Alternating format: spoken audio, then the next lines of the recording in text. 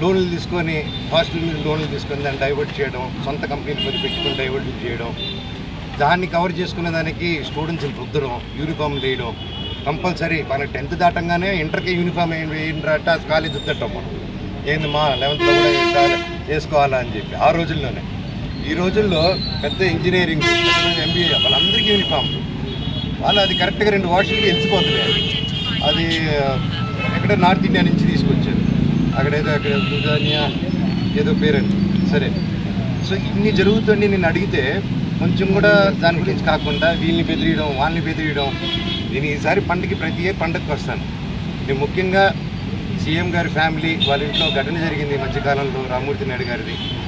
So ఊళ్ళో అక్కడ ఉన్నారు. సీఎం గారి ఇంట్లో ఒకటి జరిగింది రామ్మూర్తి నాయుడు గారిది. అది చాలా బాధాకరమైన విషయం. అండ్ అందుకు ఈ సమయంలో వాళ్ళు ఊరిలో ఉన్నారు, నాని గారు ఇక్కడ ఉన్నారు. ఇక్కడ వచ్చి గొడవలు చేయడం కరెక్ట్ కాదు. అంటే నేను వస్తే వాళ్ళు గొడవలు చేస్తాను, నాకు గొడవలు ఇంటెన్షన్ కాదు. నా కూతురిది ఫస్ట్ సంక్రాంతి అండి, ఫస్ట్ పండగ. అండ్ ఆ పండగ కూడా జరుపుకొని లేకుండా స్థితిగా చేశారు. 2 రోజులు అక్కడ ఉన్నా, 3వ రోజు కూడా అక్కడే ఉంటారు. వీళ్ళు కానీ బ్యానర్లు పెరగకుండా, నా తమ్ముడిని బెదిరించకుండా, మా వాళ్ళందరినీ బెదిరించుకుని ఉంటే నా పట్టికలో ఉంటాను.